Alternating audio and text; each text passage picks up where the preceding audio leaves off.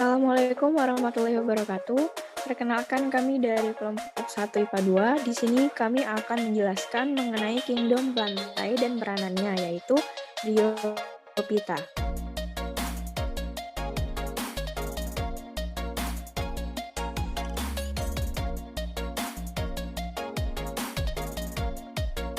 Anggota kelompok 1 diantaranya yang pertama Hanifah Nurrahma dengan NPM 034, Larasati Azizah 064, Arwin Puji Rahayu dengan NPM 007, Farah Asmadina dengan NPM 094, Khoirunisa dengan NPM 088, Indah Anggraini dengan NPM 006, Rahman Nurmadani dengan NPM 091, Fajar Maulana dengan NPM 067, Bintang Suladi Pantari dengan NPM 037, dan yang terakhir Puji Sri Rahayu dengan NPM 025.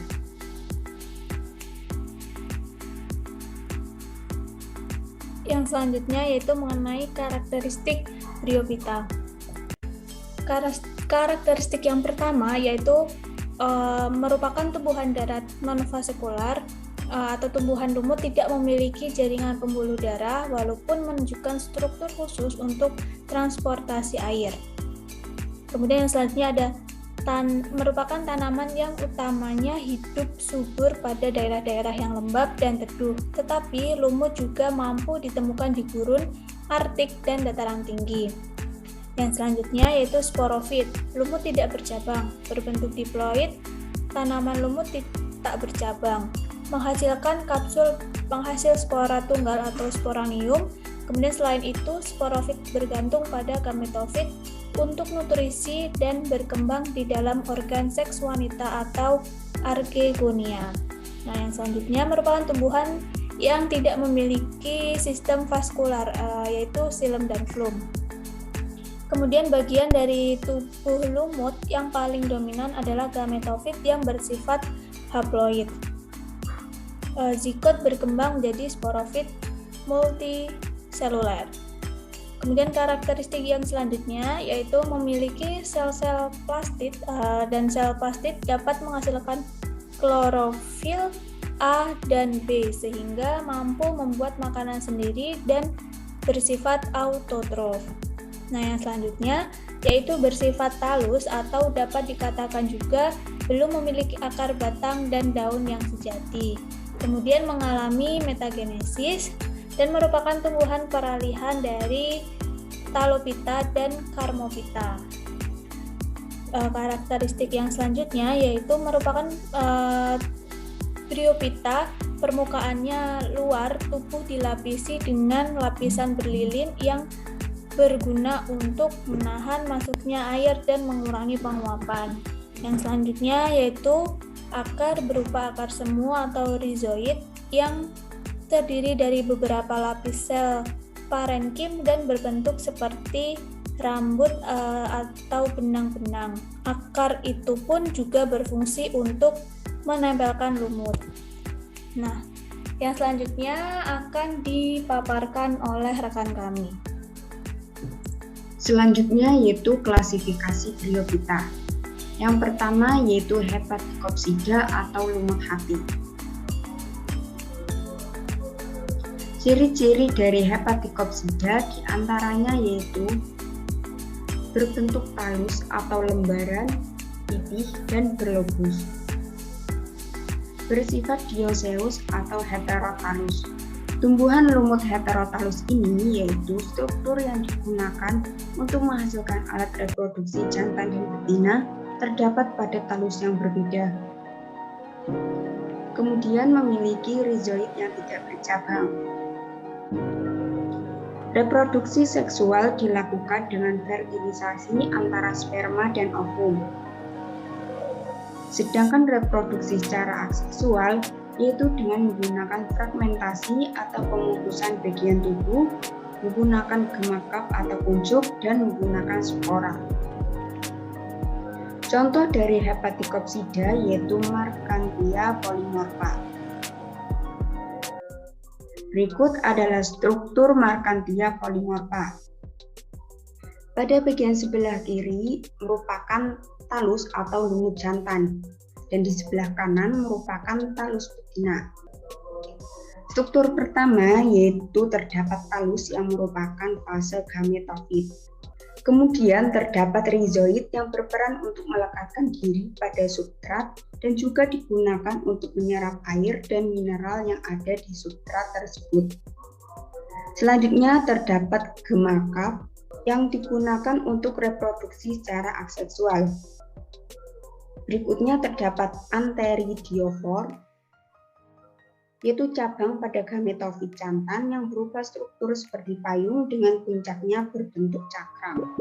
Kemudian yaitu terdapat arkegoniofor, yaitu merupakan cabang dari gametofit betina berupa struktur seperti jejari yang mekar dari sebuah cakram di tengah. Struktur berikutnya yaitu terdapat anteridium, merupakan organ kelamin jantan yang memproduksi sel sperma, dan archegonium yang merupakan organ kelamin betina yang mengandung sel telur pada fase gametofit. Selanjutnya yaitu Anthocerotopsida. Anthocerotopsida atau lumut tanduk merupakan salah satu tumbuhan kecil, tidak berbunga, pendek, dan termasuk tanaman non-vaskuler atau bisa hidup di dalam air dan di darat. Lumut tanduk ini dapat ditanam pada akuarium dengan cara menempelkan tunas atau potongan lumut tersebut yang mengandung rizoid pada kerikil di bagian bawah akuarium, dan kemudian akan cepat tumbuh mencapai permukaan air dan membentuk rumput tebal. Anthocerotopsida sendiri memiliki beberapa karakteristik, diantaranya yaitu yang pertama, memiliki kapsul memanjang yang tumbuh dari gametofit. Kemudian gametofit memiliki talus berbentuk cairan. Dinding sporongium memiliki stoma. Masaknya kapsul dalam spora pada sporogonium tidak bersamaan, dimulai dari atas menuju bawah. Sel-selnya memiliki satu kloroplast dan satu perinoid besar. Habitat di daerah yang memiliki kelembapan yang cukup tinggi. Kemudian termasuk lumut homotalus. Contoh dari Anthocerotopsida yaitu Anthoceros laevis.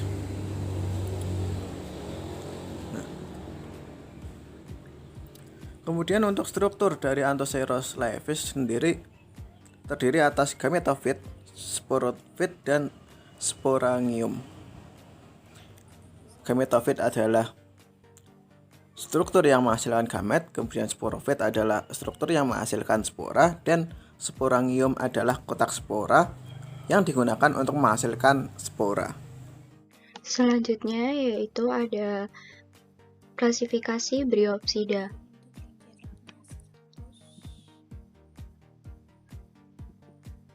Nah, Bryopsida ini memiliki ciri-ciri yaitu disebut juga sebagai lumut sejati karena bentuk tubuhnya mirip tumbuhan kecil. Nah, hidup dari Bryopsida ini itu berkelompok dan membentuk hamparan. Sporofitnya kecil, berumur pendek, dan tergantung pada gametofit. Sporanya terdiri dari dua lapisan, yaitu endospora dan exospora. Lumut Bryopsida yaitu merupakan lumut heterotalus, di mana lumut heterotalus ini archegonium dan anteridiumnya berbeda talusnya, jadi tidak pada satu talus. Contohnya Polytrichum dan Sphagnum.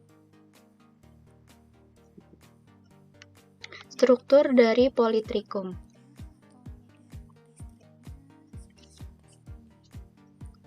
Gametofit. Gametofit merupakan generasi penghasil gamet. Nah, rizoid berfungsi untuk menempelkan diri pada substrat, yaitu dengan menyerap air dan zat hara pada substrat. Kemudian ada batang, daun, dan pada gametofit terdapat sporofit. Sporofit adalah penghasil spora. Pada sporofit terdapat seta, yang merupakan tangkai sporogonium. Juga terdapat kaliptra yang merupakan tudung sporangium yang berasal dari dinding archegonium. Pada sporofit ada kapsul yaitu merupakan sporangium pada ujung sporofit sebagai tempat terjadinya pembelahan meiosis untuk membentuk spora.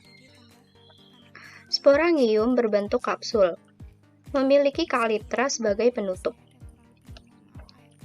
Sporangium akan menghasilkan spora melalui pembelahan meiosis. Selanjutnya ada struktur apofisis, sebagai bentuk pelebaran pada ujung seta. Gigi sporangium merupakan tempat penghasil spora. Gigi peristom merupakan pengatur pengeluaran spora dari sporangium. Dan yang terakhir ada kalitra, yaitu penutup sporangium yang berasal dari dinding archegonium. Penjelasan selanjutnya yaitu mengenai daur hidup bryophyta atau lumut. Lumut mengalami siklus hidup diplobiontik dan pergantian generasi heteromorfik. Kelompok tumbuhan ini menunjukkan pergiliran generasi gametofit dan sporofit yang secara morfologi berbeda. Generasi yang dominan adalah gametofit, sementara sporofitnya secara permanen melekat dan tergantung pada gametofit. Generasi sporofit selama hidupnya mendapat makanan dari gametofit. Tumbuhan lumut mengalami pergiliran keturunan dalam daur hidupnya. Tumbuhan lumut merupakan generasi gametofit atau tumbuhan penghasil gamet yang haploid atau X sama dengan N, sehingga terdapat tumbuhan lumut jantan dan betina karena satu tumbuhan tidak dapat menghasilkan dua sel kelamin sekaligus. Sel-sel kelamin jantan atau sel sperma dihasilkan dari antheridium dan sel-sel kelamin betina, sel telur atau ovum dihasilkan dalam archegonium. Kedua organ ini terletak di bagian puncak tumbuhan.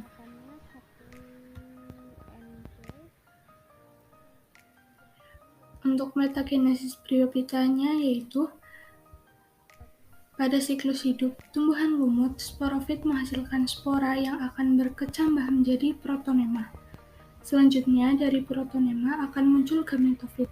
Generasi gametofit mempunyai satu set kromosom haploid dan menghasilkan organ seks gametanium yang disebut archeogenium atau sel betina, yang menghasilkan sel telur, dan antheridium atau sel jantan yang menghasilkan sperma berflagella, antherozoid, dan spermatozoid. Gametanium biasanya dilindungi oleh daun-daun khusus yang disebut brakt atau daun pelindung atau oleh tipe struktur pelindung lainnya.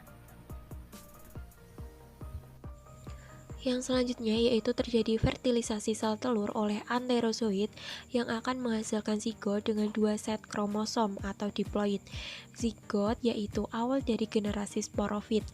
Yang selanjutnya akan terjadi pembelahan zigot yang akan membentuk sporofit dewasa, di mana sporofit dewasa terdiri dari kaki sebagai pelekat pada gametofit, seta atau tangkai, dan juga kapsul atau sporangium yang terletak di bagian ujungnya. Kapsul yaitu tempat dihasilkannya spora melalui meiosis. Setelah spora masak dan dibebaskan dari dalam kapsul, berarti satu siklus hidup telah lengkap.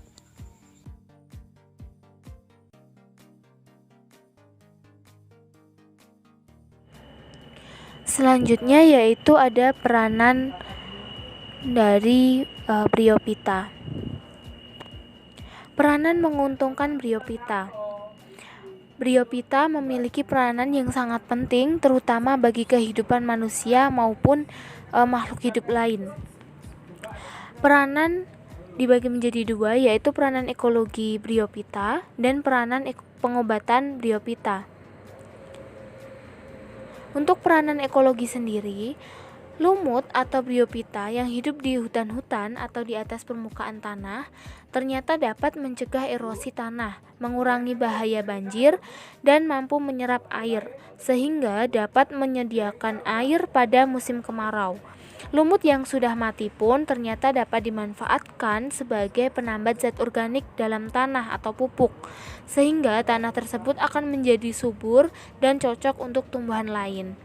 Nah, untuk bryophyta atau lumut yang dapat mencegah erosi tanah ini biasanya akan bertindak sebagai pengikat tanah. Bryophyta tumbuh di untaian padatan yang membentuk struktur seperti tikar atau karpet, seperti gambar di bawah. Nah, seluruh permukaan pada gambar diselimuti oleh lumut-lumut. Nah, hal ini dapat menyebabkan untuk mencegah erosi tanah dan dapat mengikat padatan pada tanah maupun bebatuan sehingga mengurangi erosi. Nah, kemudian untuk peranan pengobatan pada Bryophyta ini sangat banyak. Yang pertama yaitu ada penderita hati yang biasanya disembuhkan oleh lumut Marsanthia spp atau seperti gambar di samping. Yang selanjutnya yaitu ada pendarahan akut dan penyakit mata yang disembuhkan atau yang dapat menjadi obat, yaitu ada lumut decoction of sphagnum. Nah, seperti gambar di samping juga. Untuk yang selanjutnya ada batu ginjal dan kantong empedu, itu dapat disembuhkan dengan lumut Commune polytrichum. Selanjutnya ada sifat antiseptik dan penyembuhan luka yang biasanya dikandung pada daun sphagnum dan ekstrak beberapa Bryophytes, misalnya ada Conocephanum conicus, terus Dumortiera sphagnum, Protoricens S. Strictum menunjukkan adanya sifat antiseptik seperti gambar di samping. Nah, beberapa peranan tadi itu sangat penting untuk kehidupan makhluk hidup maupun manusia. Untuk selanjutnya yaitu akan kita bahas mengenai peranan merugikan dari Bryophyta. Selanjutnya adalah peran merugikan Bryophyta. Nah, selain lumut itu memberikan banyak manfaat, bukan berarti lumut tidak bisa memberikan dampak sebaliknya. Berikut ini contoh peran merugikan oleh Bryophyta atau lumut. Yang pertama adalah lumut sering menempel pada bangunan mulai dari lantai, tembok hingga rangka bangunan. Biasanya area yang sering diserang adalah kamar mandi, bagian luar bangunan dan juga dapur. Contoh gambarnya seperti yang tertera. Next. Selanjutnya yang kedua adalah lumut menempel pada bagian furnitur seperti furnitur yang diletakkan di daerah yang lembab. Contohnya garden furniture. Gambarnya seperti yang tertera. Next. Kemudian yang ketiga, lumut menempel pada bangunan semi permanen seperti gazebo dan juga pagar. Contoh gambarnya seperti yang tertera.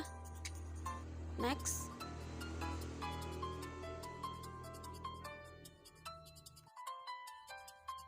Yang keempat adalah lumut menempel pada footstep yang ada di taman. Contoh gambarnya seperti yang tertera. Sekian video pembelajaran dari kami, semoga bermanfaat. Wassalamualaikum warahmatullahi wabarakatuh.